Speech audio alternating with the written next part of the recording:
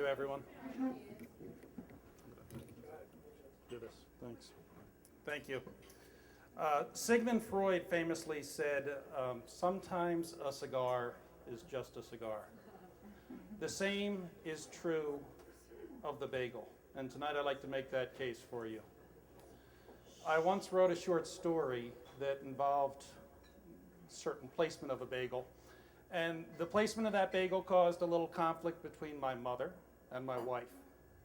And had I explained that sometimes a bagel is just a bagel, it might not have turned out the way it had. First, I want to tell you about the story. I was going out to write a story, and I wanted to write something where a very serious conversation was happening in a very ridiculous setting. And as I started to drive, in a flash of brilliance, I got my first line, and it goes like this. There is no arguing with a woman who has a bagel dangling from her ass. I know, right? How can you go wrong with that? Now to figure out why, right? So the first thing I realized is this was some sort of culinary yoga that she was doing. And that was a good starting point, but I needed to go deeper still. Why, what was going on here, right? And it took me a long time, and finally I realized that the word bagel rhymes with the word kegel. Now, women of childbearing age in the audience, a little disclaimer here, I'm not a doctor, and there is no evidence that the repeated picking up of a bagel with your butt cheeks will do anything to strengthen muscles necessary for childbearing. But that's what I argued in my story. That's what you think. I want to have breakfast with you. Anyway, I wrote this story long and short. It got published, and they paid me more than I'd ever been paid before. And they paid me more because I wanted to make it a podcast, and I was so excited, I told my mother. That was probably my first mistake, right? I told her I'd get a copy when it came out, and I did. So we went down to my mother's house a couple weeks later for a party, and the book was laying on her kitchen table, so that's my invitation to ask her what she thought of my story, right? I said, Mom, what did you think of my story? And here I paraphrase, and here I tell you that writers need thick skin because their own mothers can throw them under the bus when they want to. My mother said something like, it's amazing what people will pay an artist for, isn't it? Right? What I couldn't figure out is why did she leave the story out if that's how she felt? She could have hid it in the bookcase. She could have burned it if that's how she felt about it, right? But it was laying on the table. And before too long, I realized why my mother left the story out. I was sitting in the den with my father and some of my brothers watching a football game.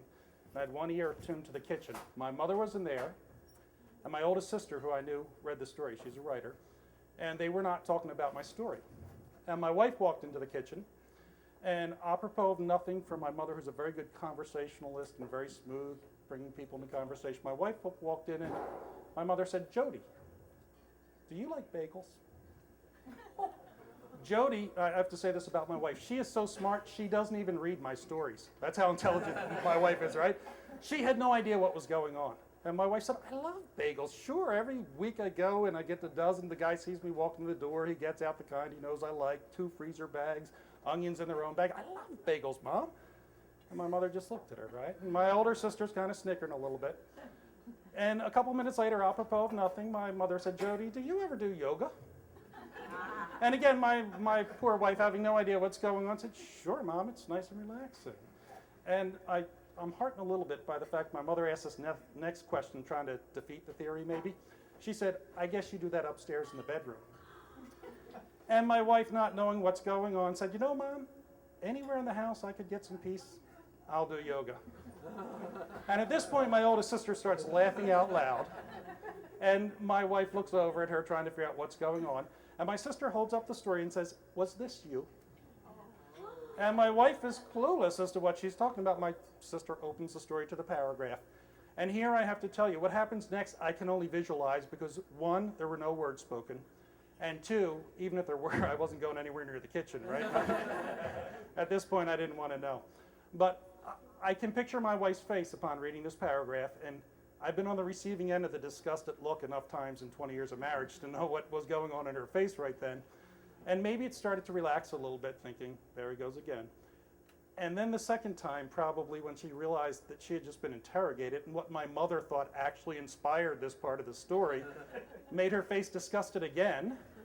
And then I think, Her disgusted face made my mother relax because my mother realized it wasn't really based on her, at which point my wife's face would have relaxed a little bit. And here's where I get stuck. As soon as they realized that my wife with a dangling bagel was not the reality that inspired the story, they probably tried to figure out what did inspire the story. So I just want to close tonight by reminding everyone that sometimes a bagel is just a bagel. Thank you.